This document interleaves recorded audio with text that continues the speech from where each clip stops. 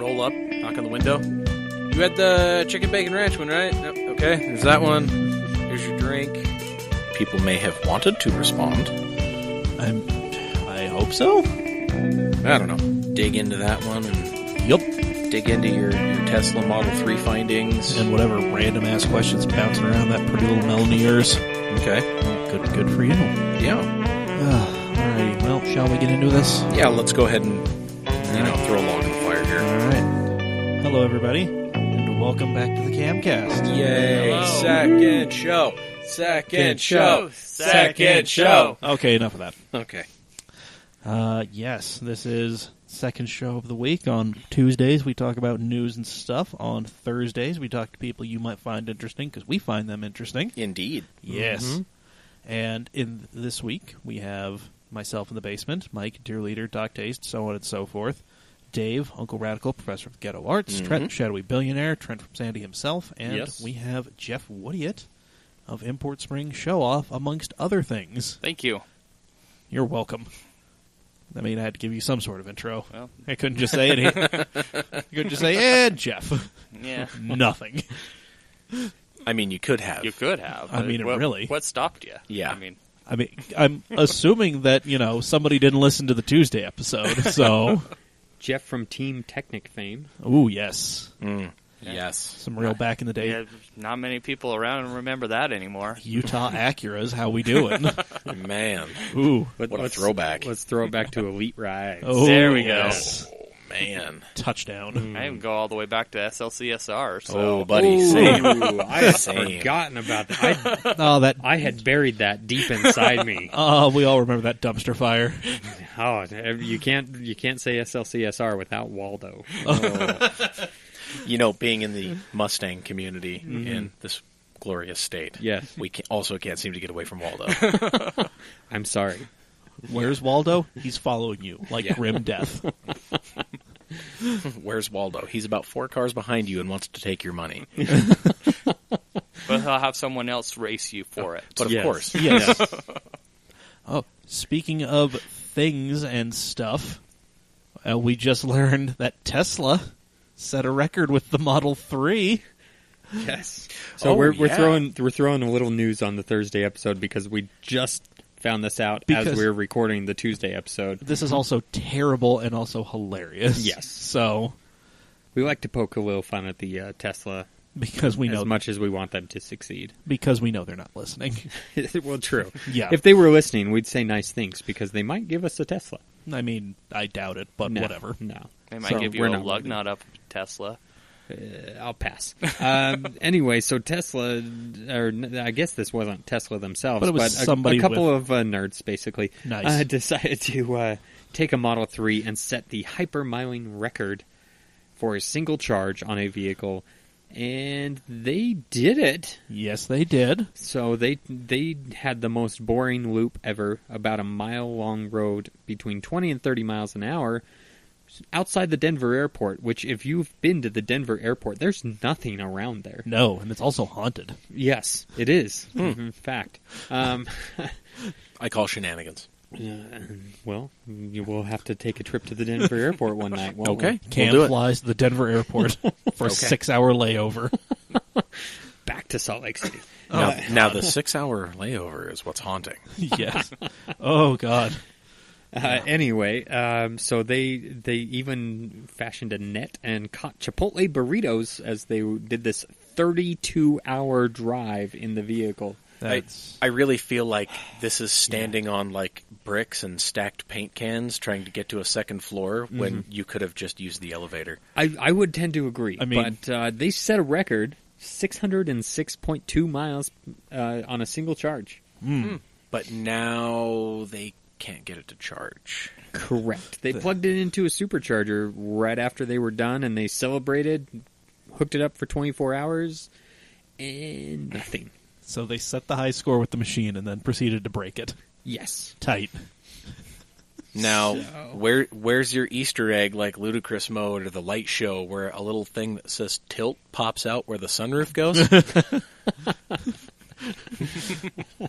Suddenly Okay, I'm glad everybody thought that was funny because I was really reaching for that one. he got Terry from the arcade coming over to use his quote-unquote expertise. It's really just him hitting the thing with a hammer. Yep.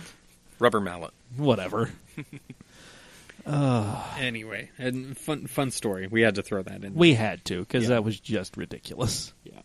But before we get into the interesting part of this podcast, where we talk to Jeff Yep. about the magnificence that is Import Spring Showoff. I thought it was going to be his neon. Oh, well, whatever. Well, we do need to talk about that. We'll get to that magnificence in a minute.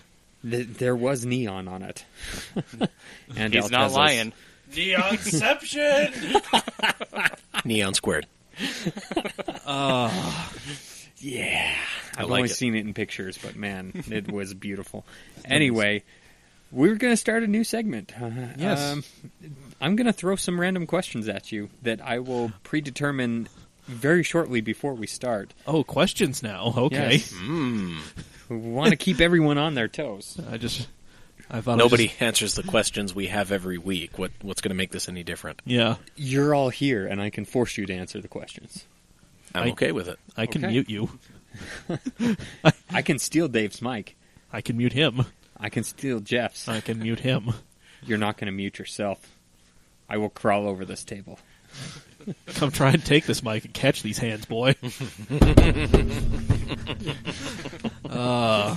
For those of you listening with headphones that have a bass booster, we apologize for your now bleeding eardrums. Gonna go ahead and have to put a headphone user warning on this thing. Yes. Yeah. Yes. First one ever. Hey, I don't remember what episode it was. Was it with Todd Deacon? Something like that happened Oh, where yeah.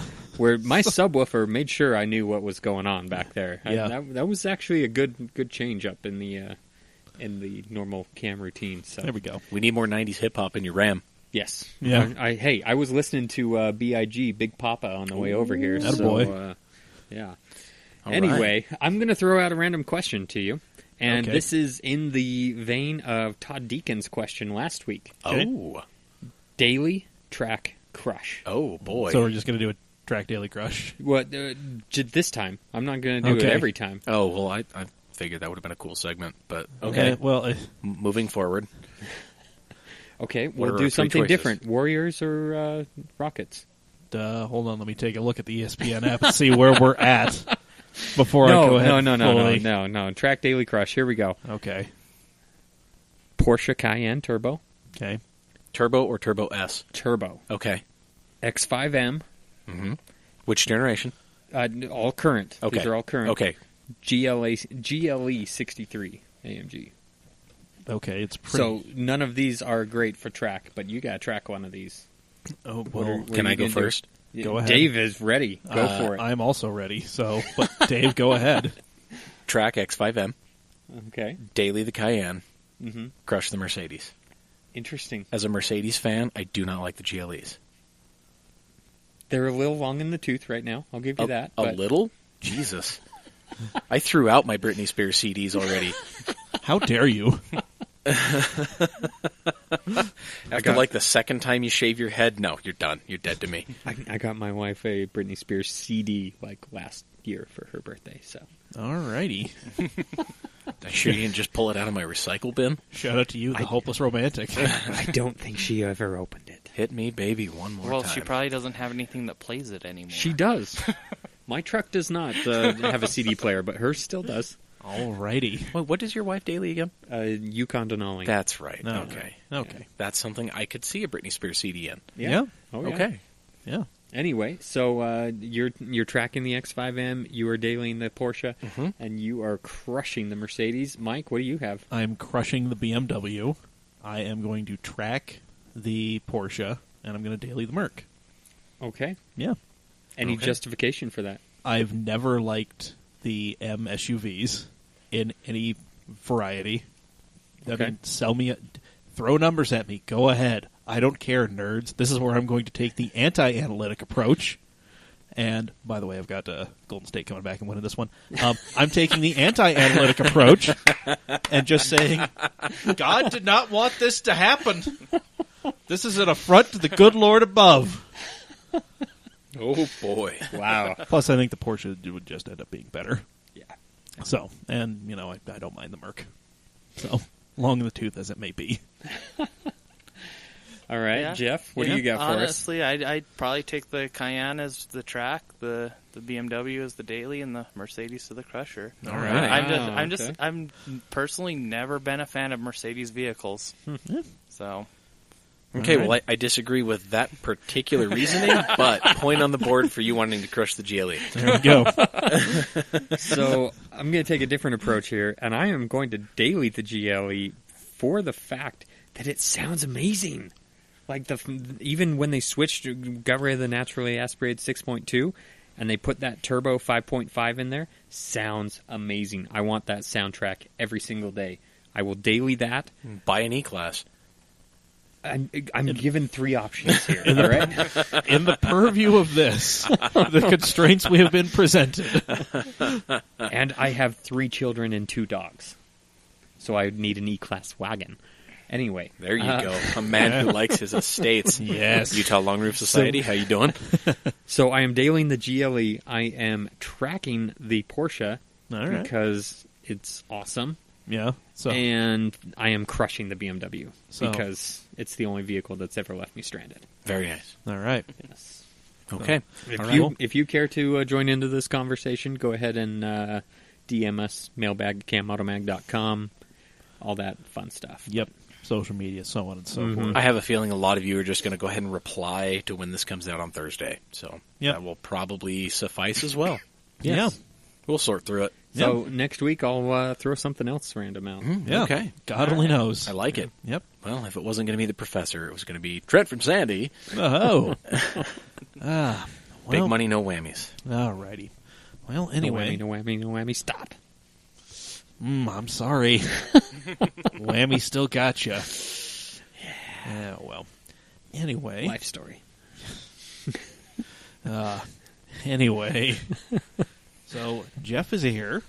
Jeff, That I am. Jeff runs a little thing called the Import Spring Showoff, along with a host of other shadowy characters that I know from my youth but haven't spoken to in years.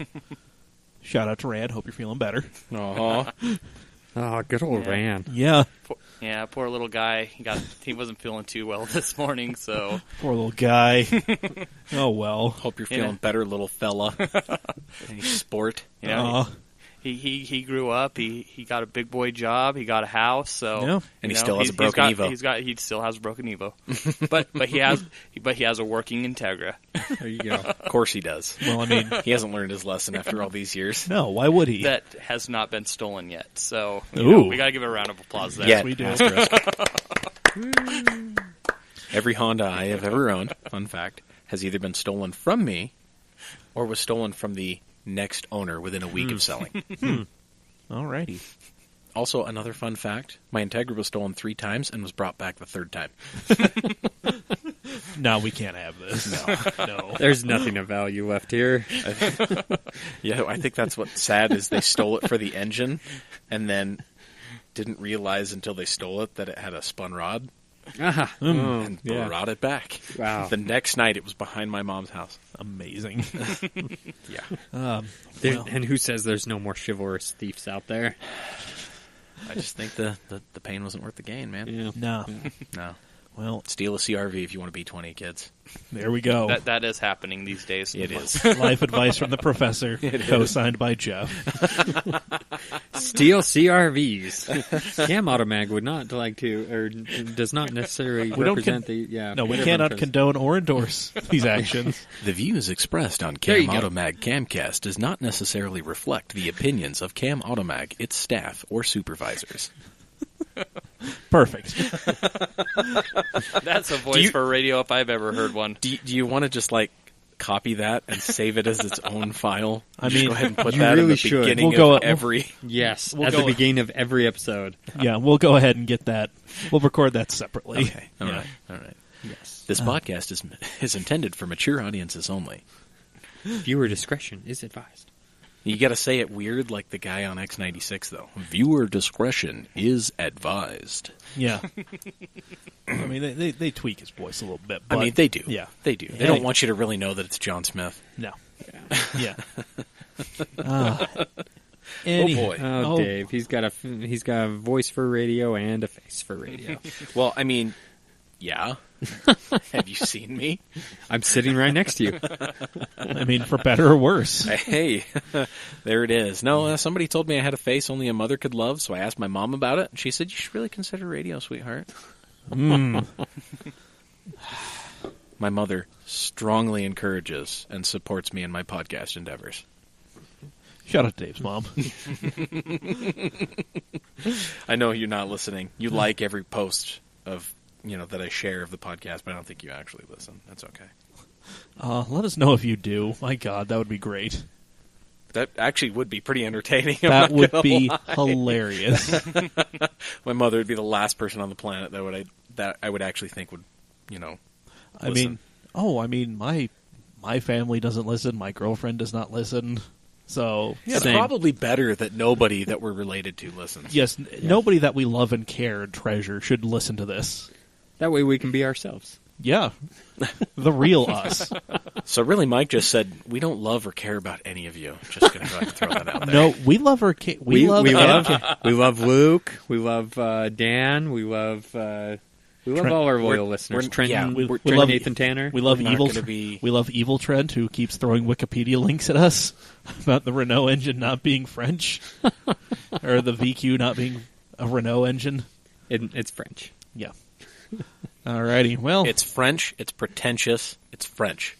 It sounds like a French horn. It sounds like a French Chewbacca. God. Chewbacca playing the French horn. Yeah, okay, we'll go with that. It sounds like it's complaining the whole time it's working until you hit that real sweet note on the FX35. Oh, okay. I was about to say that the real sweet note on a VQ35 is like when it's not running. When you stop it. We agree. The FX35 is the best sounding one. I would rather listen to a straight pipe EcoBoost. And those sound like mid-90s Toyotas with crossover exhaust leaks. Ooh. Man. Wow. All right, we are derailing here. Yeah, we are deep into this, and we really need to get to... We're not deep into this at all. Well, I mean, we've got 40 minutes left. All right. We're a third of the way in. We really haven't even talked to our guest about why he's here. To be fair, we're 40 minutes left, and I only started the timer at 55 minutes. Ooh. Well, there we go. We got a lot of time to fill. I mean, don't worry, we'll get there. All right. But hey, Jeff. Yeah, speaking of reformed Nissan owners. Yay. Huh? Wow. Zing. I say which one? Infinity. Q20. G20. Or G, whatever. Yeah. Whatever. G20. G20. Say my first vehicle was actually a Nissan Pathfinder. Oh, there you go. All right. 2 times Nissan owner. Okay, but you got an MDX now, right? My wife has an MDX, and I have a Mazda 3 as a daily. Nice. You know, it doesn't get much more boring than that. But stored away in the garage. Stored away in the garage is the Integra Type R. Yes. Right next to the Halloween decorations. Right now, since I'm homeless, sitting in my garage, or my dad's garage, next to his Corvette and his Genesis, what are they called, G90s? Oh, yeah. Okay. Nice. So, your pops has got good taste. What was the Equus? Sure. Right? The top of the line Yeah. one? Yeah. Oh, okay, wow. Yeah. Yeah, it's the Genesis G90 Genesis. Sold at your local Hyundai dealer. Phil Collins. Anyway. Right. Thank you. Does it come with a tape that plays in the air tonight? Yeah. Nah, old school. When Peter Gabriel was dressing up as a potted plant at Genesis shit. concerts. Yeah. Oh, shit. All right, yes, but about that Type R, formerly supercharged, now more pure. yeah, it's, I mean, it's weird to think. I've owned that car now for, it's going to be 14 years, I think, at the end of this year. It's been a minute. 2018, Yeah. 14 years in December I'll own that thing. And it was only supercharged for about 2.5 years of the ownership I've had it. So Yeah, I remember it's shortly. been naturally aspirated far longer than it was supercharged under my ownership. Yeah. And if I remember correctly, the supercharger had issues, which is part of the reason why it came off. So supercharger, well, it's a whole another story about the issues with the car. So many of you old-time Utah Honda's Day listeners, you know the story of it, but basically I had a misshift situation while street racing where I hit second gear instead of fourth gear. bent Ouch. every valve in the head, cracked the supercharger manifold, destroyed my clutch, stuff like that. And being in a rush to get the vehicle back running, since it was my daily driver, took it to a shop I probably shouldn't have taken it to, and I had no VTEC for 2.5 years. So, a lot of people knew it as the supercharged LS. It kind of had a reputation of, but eventually the supercharger started making some fairly nasty noises, which I actually came across the original owner of the car, who put the supercharger on it at one point, and found that supercharger probably had about 60,000 miles on it by the time I took it off. And it was a first gen Jackson Racing kit. Oh my! First so gen, wow. They were only good for about 20,000 miles before a rebuild. Ooh. So you got some mileage out of it. Yeah. That supercharger is still sitting. Well, I'd say not anymore. It was sitting on a shelf in my garage. Now it's sitting in a box at the bottom of my storage shed. Yes. Nice. So, but I still have it, and it's probably never going to come back on the car. I finally put an upgraded Skunk 2 intake manifold on it last year, so making that kind of investment, I don't see myself putting the supercharger back on. Yeah. It's a good art piece, though. Yeah, But speaking of appreciating assets, your Type R is on the uptick, as we talked about the other week, where Type R was selling for $44,000. Anyway, I don't think it's sold. No, but, God no. No, that's insane. But no, it's definitely on the uptick. We talking to some of the other ITR owners in the state. John Lee specifically. He's like the ITR guru in the state. Yeah. My car is back to an estimated about probably $18,000 to $20,000 at this point, and as far as I know, it's the only flamenco black ITR in the state that holds a clean title. So there's another Nighthawk. That's the huge asterisk there, is that has a clean title. Yeah. Because at this point, the majority of ITRs in North America have been stolen. Yes. Yep. So you're holding on to a mint right there. Yes. So not just clean titled, but all matching VINs, all original. The paint's original on it. Nice. So everything's still in pristine condition, and I made that decision a few years back to really not go overly crazy with the mods on it. It's all about being tasteful, very minute differences, things that supplement power and performance over appearance. Nice. Because we've all been in the showy side of things. I mean, you've definitely had your mark of flashy vehicles. Yes. As we all have. And we're not talking about the racing hearts on your Integra either. We are talking about your first modified vehicle. Yes, the Neon. Oh, yes. I know so many people just cringed at the word neon. I want to personally insult every single one of you that just cringed at the word neon, because those are damn good little cars. People don't realize that, like, Dodge created an ACR version of the Neon back in the late 90s that just tore up at its SCCA classes. Yeah. They were running were they G-Stock or something like that? Yeah. They were running with Saturn SCs. And there were a couple other vehicles I don't recall right offhand. I do know that they were always in a dogfight with Saturns.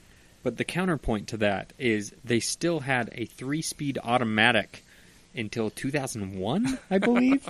Like right before the Neon died. Yeah, no, you could still get the new body style came out in '99, and you had an option of a 3 or 4-speed automatic, I believe, in the second gen. So, oof. Yeah. Most Neon loyalists, they don't, with the exception of the SRT4s, they really don't look at the second gen Neons. I don't even think SRT4 owners look at second-gen Neons. No. Let's be real. The second-gen Neons were so dumbed down, more mass-produced, more consumer-friendly. They didn't have the raw... They made an RT and an ACR version of the second gens, but they really weren't special like the first gens were. Yeah. Now, what all did you do to your Neon since it was your first modified car? First of all, it was a Plymouth. It was not a Dodge. Oh, all right. Even better. So I'll put that out there because for anyone listening who has seen the photos of the mythical Neon, I did have Dodge stickers plastered all over the thing. But she did say Plymouth. It was not cool to say you had a Plymouth neon. Oh, man. You know, it was cooler to say Dodge. I don't know. Nowadays, I feel like it'd be cooler to say you had a Plymouth neon. But, you know, my parents kind of forced me into buying that car. I mentioned that I had a Nissan Pathfinder prior, and it was nothing but problems.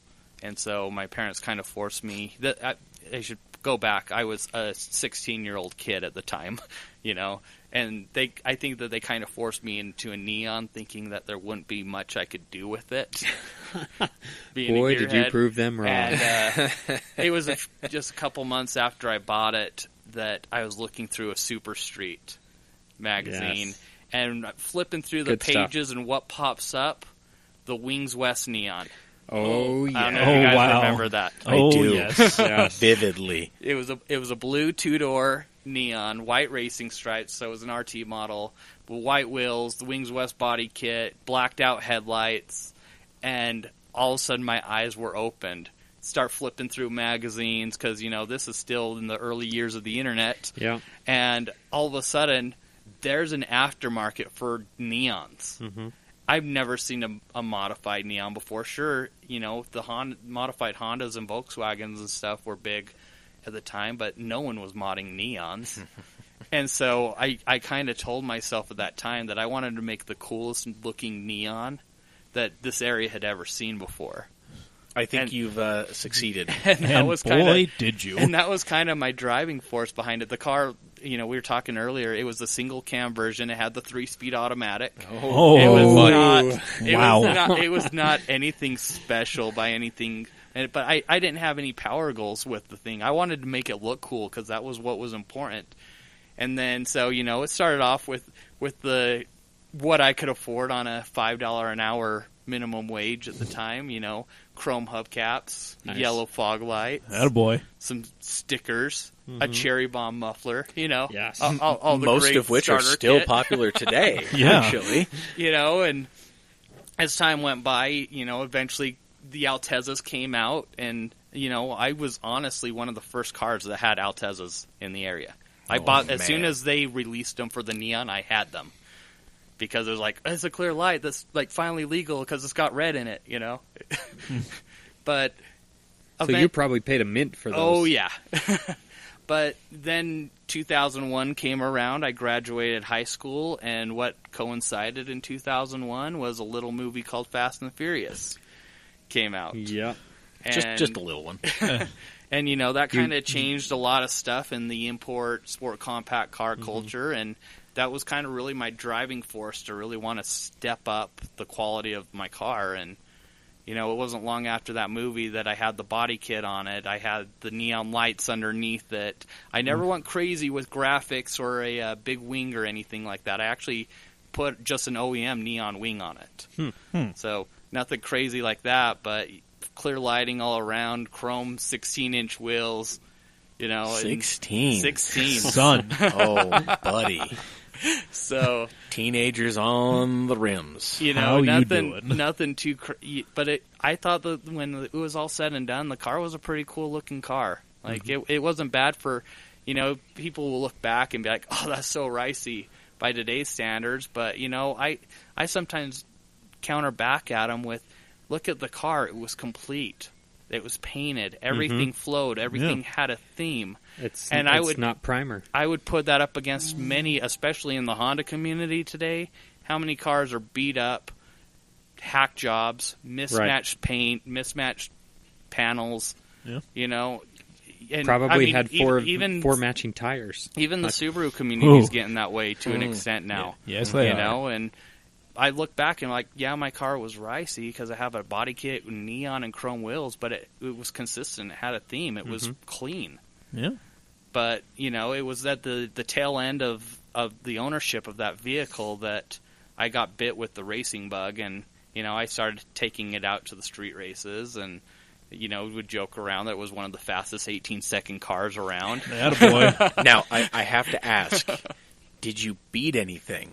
with the neon. I don't know if any of you out there remember from the old SLCSR / Elite Rise Day of Fast Accurate Check. Oh. But we kind of had a little back and forth. No way. You know, where Trent is burying his face in his hands her now. old white LS Integra and my neon, we lined those things up at least a dozen times. Oh, man. And we were split. Our cars were so evenly matched. No, no, hold on. True story. I bought the intake for Fast Accurate Chicks LS Integra, or white Integra. The white one? Yes. Wow, there's some intertwining history here. Yes. Wow. Oh, story time on you for another episode. We'll put a pin in that one. We'll come back to it. It was an APC intake, short ram. Well, why wouldn't it be? Those were the best at the time. Yeah, I think I bought from Pep Boys. All right. She also, I also helped her put the DTM style muffler on the back of that thing. Ooh. With the turned up tips. Yeah. Damn. Son. But, during that time, we were out of the street races every weekend, and it was kind of like, it's one of those situations, I didn't care who I raced. It was just that thrill of racing, and the bug was bit, and, drag racing was life for the next few years, and, I bought the Type R, and, I bought it with supercharged and awesome, and then broke it a month later, and never really, but, I still had that I stopped street racing after the incident that broke the car, but I still had that drag racing bug until a couple years later at GT Live, I got bit with the SCCA autocrossing. Getting a little bit more in tune to what the car is built and designed to do, Absolutely. And then taking it a step further when Miller Motorsports Park introduced Wide Open Wednesdays and. Then I really got a bite for wanting to do road courses and whatnot. And even now it's 2018. The last time the car touched a drag strip was 2007. So it's been a minute. And I had it in an SCCA event just last year. So perfect. That's where my heart now is I like to turn the car. Even going back to the Type R, it was fast in a straight line when it's supercharged. Not many people have experienced a supercharged 4-cylinder. And so the best way to describe how that was like a V8, just a constant power band. You had the instant torque of instant boost, but then the high revving with the VTEC engine. But, my car now, it's not the fastest thing in a straight line, but I could still run down quite a bit of stuff out on the road course. Well, yeah, and absolutely. The Integra, the DC chassis, is still considered one of, if not the greatest handling front-wheel drive cars ever built. And for good reason. I mean, that's a hell of a chassis. And exactly. there are so many little things that Honda put into those cars that you don't notice until you actually get, a base model versus an R side by side. And that's what, there's a lot of people in the community and even the Honda community that always are saying, well, what's special about a Type R? That's an overpriced Integra. But until you drive one, you don't know the difference. It's there. You can tell there's a difference. They drive completely differently. The structural integrity is there. The brakes are better. You've got power. It's a completely different character. Yeah. I love driving my LS Integra. That was one of my most favorite cars. I will definitely own another DC because of those cars. Mm-hmm. Yeah, it's amazing. It's just it's kind of a sad state of the. It's not just the Honda community because of the people that are in it, but, the theft issues and whatnot. Yeah. That, I'm unfortunately at a place in my life where it's hard to really get out and enjoy it. I can't take the vehicle anywhere where it's going to be sitting without any eyes on it. I've got a family, which the car has no AC in it now, so it's just not practical to take running errands anywhere or anything like that. So, fortunately, it gets to sit more often than it gets to be enjoyed, but, 14 years later, I still have it, and it's never going to go anywhere. It's a piece of me now. Yeah, absolutely. Nice. But also appreciating, aside from your Type R, is the Import Spring Showoff. Yes. Which gaining attendance every year, and it's now outgrown its previous location, and I guess not, I'm not speaking for you. You are taking it to Utah Motorsports Campus, which is a fantastic location, and there is a lot to do. So yeah, it's this has been an interesting year for us, to say the least. Mm-hmm. There's been a lot of stuff happened this year, which basically led to a complete 100% restructuring of the entire event. You know, the last 2 years, or 3 years, we've held it at the Maverick Center in West Valley. Mm-hmm. Great venue, excellent sized parking lot. We technically outgrew that parking lot. Mm-hmm. It's true. However, unfortunately, the management there was not the best to work with. And they, although never outright said it, they made it very clear that they didn't want us there. Oh, okay. Well, that's fun. So, and this is, a lot of people have asked these questions, the kind of behind the scenes, and that's kind of why I wanted to come on here to let some people know about the things that's kind of gone on behind the scenes with that. And, I kind of wish that they would have come out. There were some incidents that happened after ISS last year, mostly with people leaving. There's even a YouTube video of a local videographer standing on the corner encouraging people to do reckless behavior while leaving. Which is expressly frowned upon by everybody, not just... That led to 6 complaints to West Valley City PD, which we had to answer for. Right. Which I thought everything was cool with, and with how we got drug along this year, it's clear to me that it was not. And we had full intentions of going back to the Maverick Center this year. We had 100% fully intended. We had planned for it. We were in discussions with the Maverick Center, and we had our date pulled from us twice by them. And that's where we finally got to the point, and we made a lot of posts out there saying ISS is coming, the announcement's coming. As you guys know, the event usually takes place in April. Right. We're going into June, 2 months later than usual. Slightly by design, but the biggest complaint we had always gotten was the weather issues. Yep. With ISS, we had weather concerns the last 2 years, snowing last year, the morning of. And so we had full intention of moving the event to May. That was the plan. May 6th was actually the date that we had tentatively set with the Maverick Center, that when the date was I was supposed to receive the contract, I was told was that date is no longer available for you.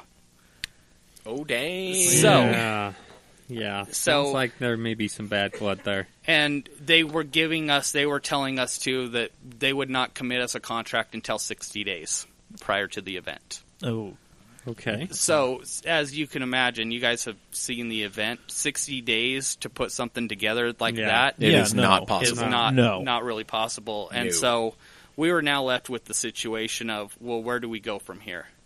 Because we could keep playing their games, or it was time to cut our losses and find something else, which honestly is a blessing in disguise. Right. To me, 100%. We started talking to other venues.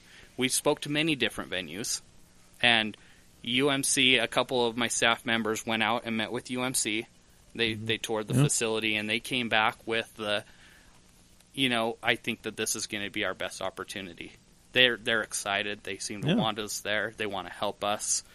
And, a lot of people know the history of this, that we stem from the old Technic Elite Rides barbecues into the Utah Honda Spring Meets, into Import Spring Showoff, where our event has been built on taking gambles and doing things, trying different things. And even after last year's event, it was a very successful event, our biggest to date. However, something to me just seemed off with it. It didn't have the same feel. Something just wasn't there. And even after that event, before we decided if we wanted to go back to the Maverick Center, I felt like we needed to change something up. There needed to be something different. Something big. And with all this going down, it kind of gave us that opportunity of, if we're going to reinvent the event, this is our time to do it. Yeah, absolutely. And so, speaking with UMC, we got on board with UMC. We actually ended up having less. We put this event together in about 45 days. Wow. This go around. So, I said 60 days was very hard to do at the Maverick Center. Imagine how it's been for me the last little bit. But we put so much out there that we had to make an event happen this way, this year, one way or another. People were expecting it. And things have just snowballed so well with UMC. Their staff has been so helpful with making this event happen, and they were blown away when I told them that we're expecting 500 vehicles on that paddock. Yeah. That day, because they've said they've never had that many vehicles for a show out there. Wow. Nope. Right. Before. I mean, there have been a few shows there previously. So Exactly. Like they're blown away by what we're going to be bringing in, and that 500. That's not an estimate. We have that many vehicles between sponsors and registrations right now registered for the event. That is one of the biggest things that people were kind of surprised by is for how big we are. We decreased space this year, and a large part of that was because we don't know exactly how the space constraints at UMC are going to be. Yeah. However, it was so hard on our staff last year to manage close to 800 vehicles. Absolutely. Yeah. Dave has been there before. I was part of the staff in years prior, and it is definitely difficult. It's trying, but I feel like capping it. Yeah. That forces a specific quality. I think. Exactly. Yeah. And I think that's going to be nothing but positive. And truly, I believe that was kind of one of the setbacks with what we did last year was we moved to a different area of the Maverick Center parking lot, which meant we could add so much more space, and all of a sudden it lost the exclusivity to me a little bit. So, in a way, we're kind of getting back to the older roots. I don't think we're going to grow every year. I think we're going to have the same amount of turnout from now on. But, a few of the other things we did, moving venues is huge.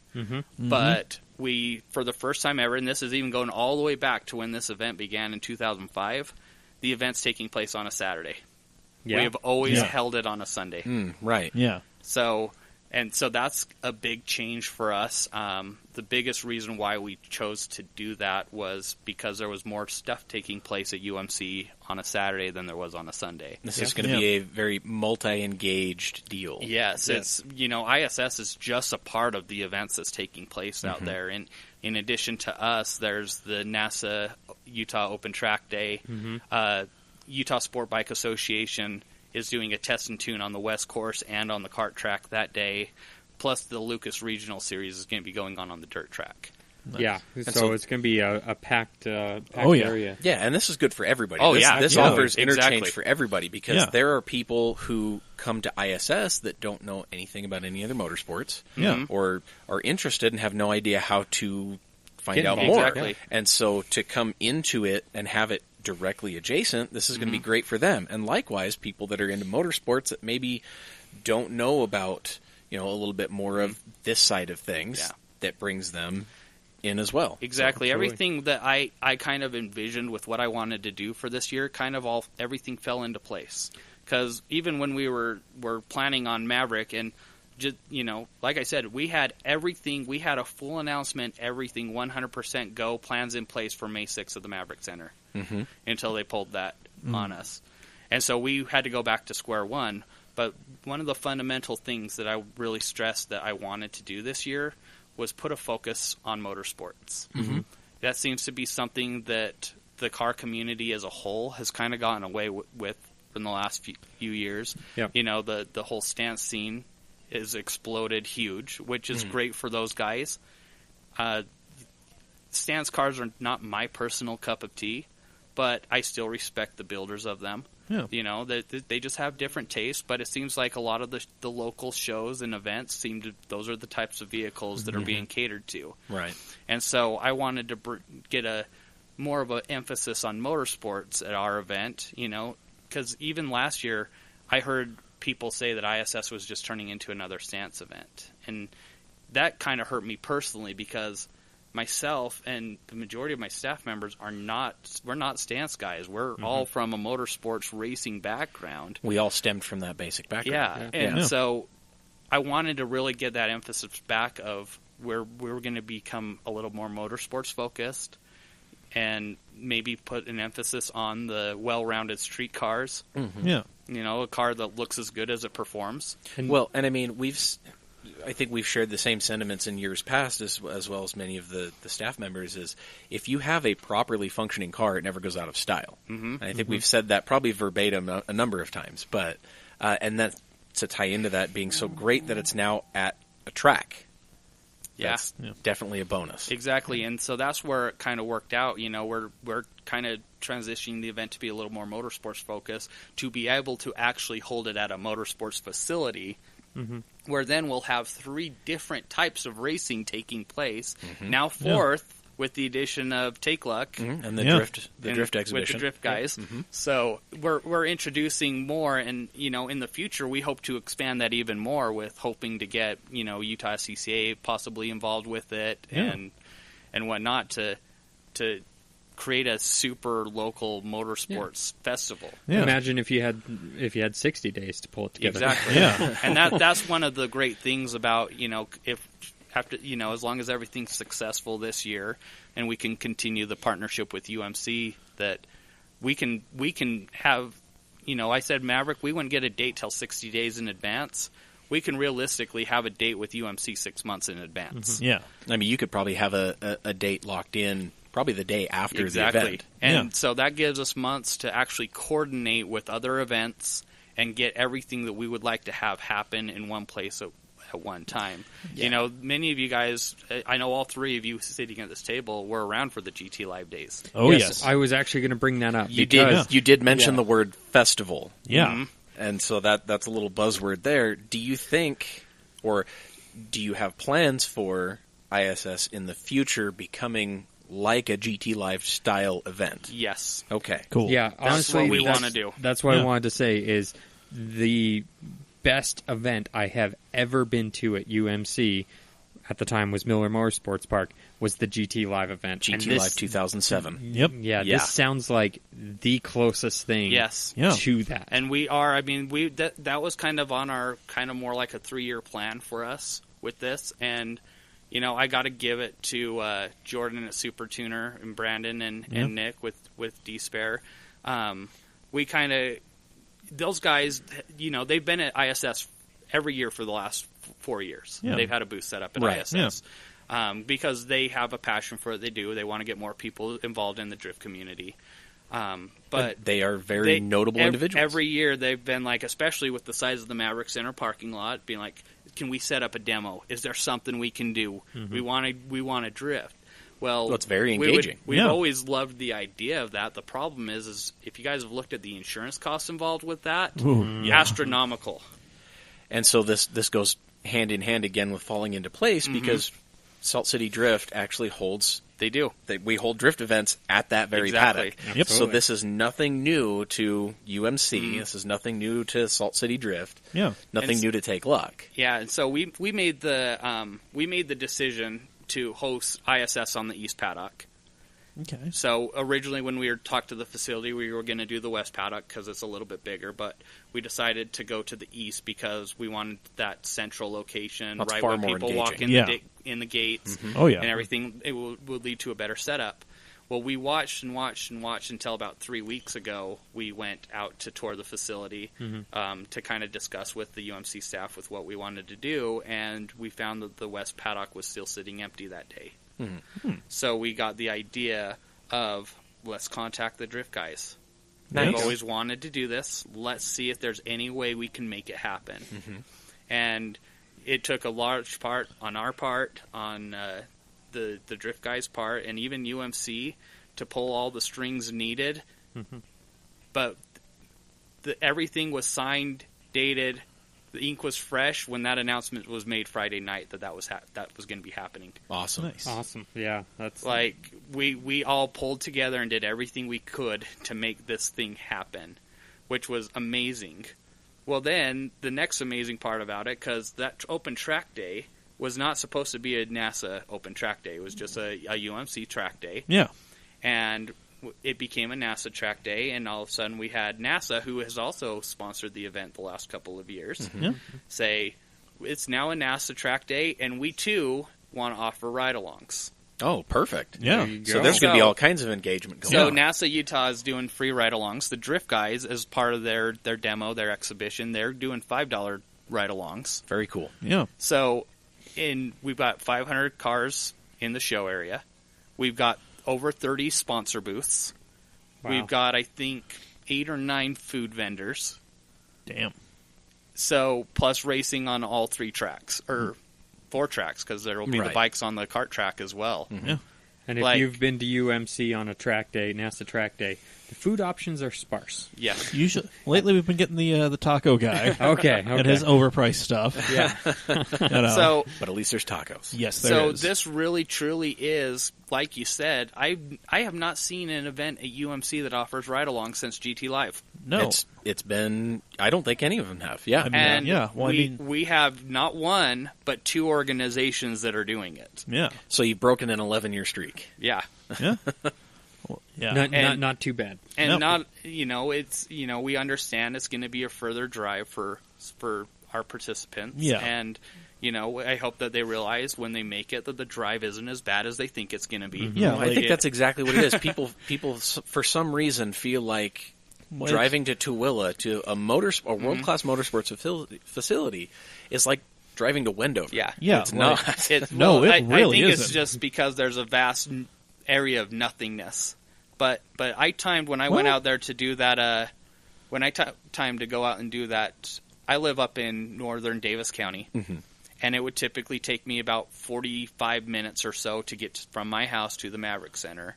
Yeah. And I drove out there in rush hour traffic on a Friday through Salt Lake, and Wow. I got out to UMC in about 53 minutes. So it's Yeah. a 7-minute difference. So it really wasn't that huge of a difference for me to drive that further distance. Now, obviously, the people in Salt Lake who've gotten catered to for the last 3 years, it's going to be a little bit bigger drive for them. Well, but, kids, put your big boy pants on. Yeah, Because there are people coming from other states. But here's the thing: is we're putting up an event that nobody else is doing in this region. Yeah. Right. Plain and simple. Yeah. Nobody else is doing an Nobody's event doing like this. Yeah. Well, I mean, what other locations outside of Las Vegas Motor Speedway has anything on a regular basis that's even close to this? Exactly. There's nothing in California. There's nothing else in Nevada. Nope. There's nothing in Washington, Oregon, Montana. I mean, I know there's a big car show in Montana. There's a big car show in Idaho. But that's just a car show. But they're It's just not car shows. this. They're not Exactly. any type of engaged motorsports experience. I think the closest thing you're going to get is out in Georgia at Atlanta Motor Speedway or whatever they're calling it. I say Yeah. Honda Fest up in Seattle does something similar to this. Oh, I do have they? been up there, and that was I went that to was quite an I event. went to the event up there 2 years ago, and that's kind of what sparked my kind of interest in Okay. this, because they do it at I think it's Evergreen Raceway. Oh, cool. And they have drag racing going on. They Cool. have a road course there, and I think they have an SCCA track. I'll have vehicles racing with a huge Honda based show. I was going to say it was about 4 years ago that I went, but I think they did have drifting back then too on the track. Yeah. Oh, cool. Yeah. So, but that was kind of my a goal of mine was to be able to do something like that sometimes, and kind of. It was a force of hand this year, Yeah. Dave's been there when we discussed about going. He himself recommended UMC, and it was kind of always like, it's just so far. Can we get people to go? Right. But the force of hand happened, and I think it's going to work out for the best because a very large portion of our base and the car community, they've probably never stepped foot in that facility before. No, I could. And that's a shame. Yeah. I think you're right. Never have. So. We're kind of being the draw to kind of get them out there, and hoping that with these ride-alongs that the bug will bite where I want to build a race car, I want to build a drift car. We've got the guys with the streetcar shootout coming out, so even though Rocky Mountain Raceway is closing this year, the guys are coming out to still promote drag racing and whatnot too. And that's great because the streetcar takeover guys are doing a lot of events on airport runways. So I mean, there are still going to be venues for this. Exactly. And then there's talk of UMC in the future building I believe it's a half mile, 2-lane or a 4-lane. I don't know, like but so it's still a culture that's going to be alive and well. So we what we're looking at is we want to get people involved with motorsports. We want to introduce them, this to be their introduction to motorsports, because just like me, the bug bit for me to want to SECA or road race my car by GT Live offering free autocross. Yeah. And that was the bug that bit for me. Right. That's what did it. And we want the same to happen for our spectators that are going to come out. And we get this asked a million times an email a day. Spectators are 100% free. Yeah. That's with amazing. this. Right, and that's a UMC thing. Yes. Yeah, That's been an ISS thing every time, but that's also a UMC thing. The Yeah. facility does not charge Which spectators. that is huge for an event like us with everything we're offering. Right. That entry in the gate is free. Well, I mean, Yeah, I don't absolutely. even remember what it cost at GT Live. I mean, GT Live, I think, was like $20 a person. Yeah, I think I was crew for one of the drift guys, so I was comped my entry, but okay. Yep. But I mean, for something like this, like it's having that access not to just the show for the cost of a 40-minute drive from Salt Lake, and also being able to not just see like racing, but able to get in a car on track, get involved. Right. Yeah. Right. That's going to be huge. To bring all of it together in one location to open up to everybody to actually see and be immersed in. That's going to be huge. And not only that, but I got to give UMC themselves are making a big push to get local involvement. Yeah. So that's why all this that's happening this weekend has kind of been a match made in heaven, because they've now got the draw of us to draw the local community out there. Mm-hmm. So we've got to put on one heck of a show this weekend, pretty much. Yeah. But, This is a very sweet handshake. I think that it's going to be a great weekend. I think that people are still going to see a lot of awesome stuff. They're going to get introduced to motorsports. Yeah. The only thing I would wish could be a little bit different is, unfortunately, during the bulk of ISS, the kart track is closed for the motorcycle racing, but it is open in the morning during the check-in hours and also in the evening once ISS is done. And those wanting to kart are more than welcome to stay in the facility. We're not it's not like in the past where we've had to kick everyone out when the time's up because that's the time on our contract's coming due. Yeah. If people want to stay for a karting after party, go ahead and stick around. I think you want to be early birds. I think even the Lucas trucks actually run more into the evening anyways. Yeah. So, there's still going to be stuff going on, even though awards have been given and the event ISS is officially closed for the day. Yeah. There's still going to be other things going on. And even spectators, in the past, it's been like, spectators, you can't show up till this time. Mm-hmm. Where we're like, no, spectators, come early. NASA Utah's on the track at 8 in the morning. Yeah, they come out and start seeing the racing and do some karting, and they've got the simulators too that they're hoping to have open for us as well. And right, I mean, there are people at the gate as early as 6 a.m. at UMC. Mm-hmm. I mean, a lot of that is for staff, but they will start letting people in. I mean, as soon as you get there, you don't have to stand in line and wait. You can come early. You can enjoy an entire day of motorsports-based entertainment. And that's what we're going for. I said early, or the number one complaint we'd always get was ISS needs to be moved to a later date, and we agreed with that. We were early April because the Maverick Center forced us to be. Plain and simple, ISS started the last weekend of April. And in the past, our barbecues were typically the end of April, first part of May, and so we tried to follow exactly. with that. But our second complaint was always like, there needs to be more stuff to do. Yeah. Well, I sure as hell hope I don't hear that complaint this year. If somebody actually has the gall to say that, they are walking around with their eyes closed. Yeah. Like that, you are spoiled for choice at ISS for things to do. And that's the thing is, motorsports in Utah, people might think there's not a great amount to do, but you have more choices than ever in 2018. Mm-hmm. Exactly. You can literally go do or see whatever you want. Yeah. And it's great to have it all in-house now. Yeah. Mm-hmm. But it's exciting to see where this can go in the future for us because, I really envision it turning really a lot like GT Live was with, getting SCCA involved hopefully next year and being able to coordinate a date where the kart track will be open to the public the entire day. But, having two different, either doing it on a NASA event weekend or another open track day or something like that, it's just going to be awesome to see down the line what we can coordinate for future events. And, I know that's going to be hot this year. Oh, yeah. We're going to go from the complaints of it being too cold and wet to too hot. Yeah. So can't please everybody. I still hope for me personally that maybe next year we can get the event into May instead of June. But we'll see where it takes us. Yeah. The door's open. New event format. We unveiled a new logo this year. We're doing it on a Saturday. Even us as staff, we still got a massive amount of awards that we're doing, but we're kind of going to change up how we pick the cars this year. So, we've reformulated our event. Is basically the refresh, which we had year 5 last year. We're going into year 6. What a great time to hit the reset button. Oh, yeah. And continue to set us apart because, we have great relationships with the other local events, but we had two more events enter the market this year. Yeah, and that's great. We got it. It was great for the community, but we got to continue to set up ourselves apart by offering the things that they don't. Well, then let's hope the 10th anniversary is a GT Live event. Yes, a GT Live style event. So, everyone come enjoy a day of cars and whatnot. We've got food, we've got cars, we've got 30 sponsor booths. That's no one comes close to that at any event locally. Yeah. And these are all local companies too. Yeah. It's I'd say it's a very grassroots type event. We started literally from nothing. We don't have the big sponsors that back us, but we try to do the best we can for the community, and it's for all vehicle lovers. That's at the core. That's always kind of been the core of the event is we love cars. That we all have that in common.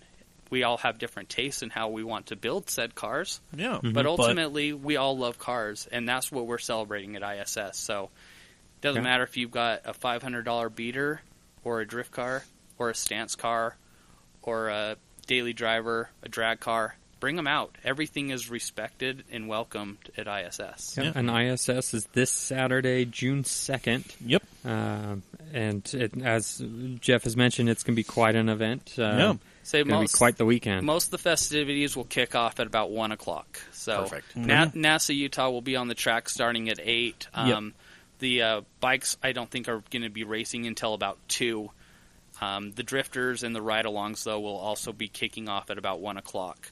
So come on out. Spectator gates will be open at 9 a.m., 8 a.m., 9 a.m.-ish. And regular vehicle check-in will be going on throughout the morning as we start filling up the paddock. Okay. So nice. Perfect. So now we know what you're going to be doing this next weekend. But getting into our question of the week, what did you do this past weekend? So we're recording this on Memorial Day, typical 3-day weekend for most people. Yep. And so we threw it out there. What did you end up? What did you have going on this weekend? What did you do something car related? I unfortunately did not. So I'll get us started. But I did keep myself busy. Sweet. All day Friday, moved my sister into her new house. Nice. Which was pretty awesome. According to the Fitbit, I had a little over 5 hours in my fat burning zone. Okay. So I can fit a little bit better into my Steady Broke T-shirt, which we forgot to plug at the beginning. Placement. Yeah, whatever. We'll get it. SteadyBroke.com. Yeah, there we go. Good enough.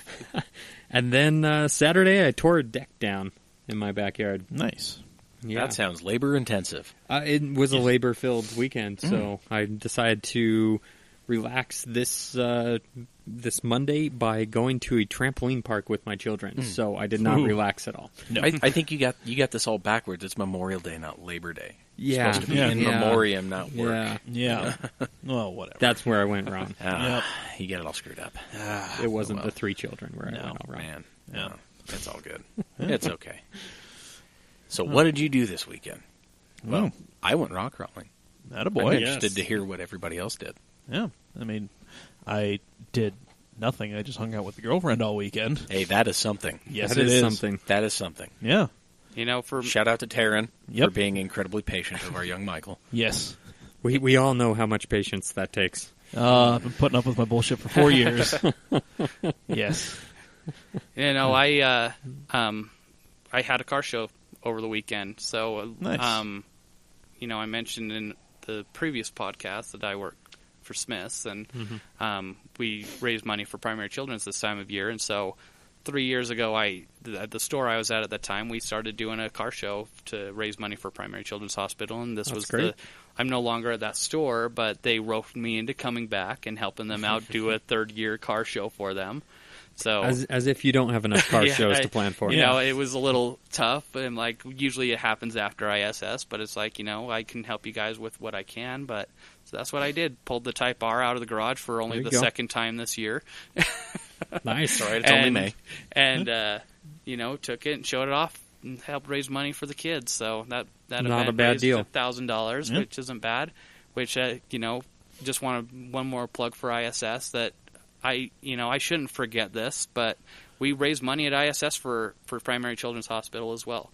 We are a charity event. All of our raffle tickets, our merchandise sales, 100% gets donated to Primary Children's Hospital. And That's great. we over the last 5 years, we've donated over $12,000 already, and that's because of the great support of the community from that. So, with our merchandise sales, we don't even take our production costs or anything back out of it. It's a true 100% donation. So we will be doing that again with donations from all of our awesome sponsors that will be up for the raffles and stuff like that too, and raising money for the kids. So. Nice. Noble cause. We're not in this for ourselves. I've never done the events for my own personal gain, and so we raise money, and even 10% of all vehicle registrations are actually donated as well. Super That's cool. great. So Very cool. Awesome. So, Did we have any viewer responses to the question of the week? We got a few, so I'm going to kind of read these in reverse order, kind of going from. So Dan Jelinski, our Lemons correspondent. yep. Let's see. This is what he said. Spent the weekend getting the Chevelle all sorted out, searching for an M104 for the wagon, only to find the one I knew about was crushed the night before. Oh, Yes. heartbreaking. As does typically happen at that particular junkyard. Yep. And then as for ISS, I'm excited about the new venue, and I'm working to get the car ready for the show. I don't really have any questions, but I hope idiots don't ruin this venue like they did the last one. Hopefully having more things going on helps with that. I definitely think it's gonna. Yeah. Yep. So, Brandon Kuhn, longtime friend of the program. Mm-hmm. I watched all the racing yesterday, including Monaco twice, and damn, but that Leclerc crash. Yeah, we didn't mention that in the last podcast, but yeah, Yeah. Lost his brakes. Oh, yeah. Going down to the Nouvelle Chicane, hit Brendan Hartley, and my God. He That was came where out I started relatively watching. unscathed Yeah. out of that. I was impressed, but That was- Leclerc, yeah. Ooh, God. Yeah. The first Monegasque to be driving at Monaco in I don't know how many years. But, And he did them proud. yes, he did. Anyway, and then he said, today I am doing the needful with regard to Graves. So, shout out to you for doing that, Brandon. And then my personal favorite response of the three we got. Alex Crane, friend of the program, idiot who gave us the keys to his Mustang. I still don't know how that happened. We went to high school with him, and he remembers me fondly, and he has a Mustang, and he wanted us to do stuff with it, and we asked nicely. I went to high school with you, and I remember you somewhat fondly. I would never give you the keys to one of my vehicles. No, that's probably for the best. Yes. Because you know what I would do. Would you give me the keys to the Viper? In exchange for work, yes. Okay. Alrighty. We Well- need to come replace that head gasket. Well, anyway, moving away from your garbage, Alex really? Crane, his first track day was this weekend at Indy Motorsports Ranch. So, you finally got the Boss 302 Laguna Seca on track, and I asked him how it was, and he said, man, it was glorious. I've caught the bug for sure. Looking forward to doing more track time very soon. Hopefully Excellent. getting a track-dedicated wheel and tire combo in the near future. Also hoping to work with some friends, much smarter than I, to get some aero parts made up for the S197 chassis this summer. More good things to come. Very good. Yes, that's what we Stay like. tuned. Yes. Alex, I just want to say we have a very active NASA community and a racetrack we can get you on. Just saying. You keep saying you want to come up here for some stuff. Come on up here. Have some shenanigans. Yeah, we got plenty of Mustang dudes out there. We'll introduce you around. And then, so not related to really anything that we asked, but Shane Mullern, who I've talked to him on some Everyday Driver posts, but he's listening to us now. Hey, all right. Yeah. So thanks for listening. Yeah, he has a Fiesta ST. Oh, okay. Yeah. And so he writes in, my buddy and I were debating if there is a rear-wheel drive alternative to the Fiesta ST. Has to have all the same usability and is fun to drive. Thoughts? It's a tiny front-wheel drive awesome hatchback, so like there's already a lot of insane practicality in that thing, and the stuff that is small and rear-wheel drive is inherently not practical. Yeah, typically no. Okay, so hear me out. Okay. We throw a luggage rack on top of an ND Miata Okay. or a Fiat 124 Spider. Okay. We're getting there. Okay. Getting there. I was gonna say Miata or Fiat 124 with a tiny trailer. I'm gonna say something different. Okay. It's not quite the same diminutive size as a Fiesta. Miata's always the answer. What about a Genesis 2.0T coupe? I mean, that we're still working on the fun to drive part there, because that 2.0 is not the motor to get. The 3.6 is better. I've driven a 2.0, and it was okay. It's not bad. It was a manual. It was not, an R spec. It's not bad, but you want the V6. I just thought of something better. So, a GT86 is already a more practical Miata. It is true. Oh, that's actually a good option. One of those with a roof box. Problem solved. Okay. Alrighty. What do you think, Jeff? I'll agree with you guys. Okay. I was trying to think. I'm like, I couldn't really think of anything that would fit that mold. So. Right? It's a weird one. So thank you very much, Shane, for writing that one in. Yeah. And thank you. Thinker. Yeah, and thank you for tuning into this episode of the podcast. Before you go. Oh, yes. An update on the answer to your question, or the answer to my not question. The Warriors are ahead by 7 right now at the end of the third. As of only a few minutes ago, they were down by like 8 points. Yes. So they are. They're turning it up. I am vindicated. Yes. There's still a quarter to go. Don't worry. The Rockets are gassed. Oh, boy. Yep. Anyway, so thank you for tuning into this episode of the Camcast. Jeff, thank you for joining us. Thanks for having me. Yeah. Everybody, this Saturday, June 2nd, head out to UMC. There's a whole bunch of awesome stuff going on. Do it. You know you want to. If you're working, call in. If you're not working, go in. Exactly. So it's only a 40-minute drive from Salt Lake. I mean, at best, it's maybe an hour from some of the other major metropolitan areas. So, yeah. That's okay. If you're outside the Salt Lake Valley, you're used to driving an hour to get to anywhere. So exactly. This is well worth your time, everybody. Just do it. Yep. Find this podcast on Apple Podcasts, Spotify, Google Play, wherever you find your podcasts. We'd greatly appreciate some ratings, reviews, and subscriptions if you haven't already done that. 5 stars preferred on those ratings, but, we'll take whatever we can get. And if you have any suggestions for improvement or changes, go ahead and hit us up, mailbag@camautomag.com. Yeah. Absolutely, and make sure to mention that you heard our Tuesday podcast for a special treat. That's right. Yeah. We dropped a little nugget on the Tuesday podcast. So. Oh, yeah, so go back and listen to that. Yep, we are at Cam Automag on all social media. Everywhere. Yep. So, yeah, there's Import Spring Showoff is at Import Spring Showoff on Instagram. So Pretty point and shoot. Yep. Yeah, so just, punch our respective names into whatever search thing, internet.com/what have you. If I was interesting enough for you guys, you can follow me at TechnicDC2 as well. Yeah. But he is interesting. Follow the progress on his house. Indeed. Yes. Exactly. I am enjoying the near daily updates. Yes. It is. As a home remodeler, I'm sure that tickles your fancy. It's coming into summer season, which means there is a lot of Type R content posted on there. There we go. Type R Tuesday. Yep. Type R Tuesday is a thing every Tuesday during the summer. Nice. As it should be. All righty. As it should be. All right, guys. Well, until next week, I've been Mike. I've been Dave. I've been Trent. All right. Thanks, guys. That was Jeff. Perfect. Nailed it. Okay. All right. Good stuff. On that note. Good stuff.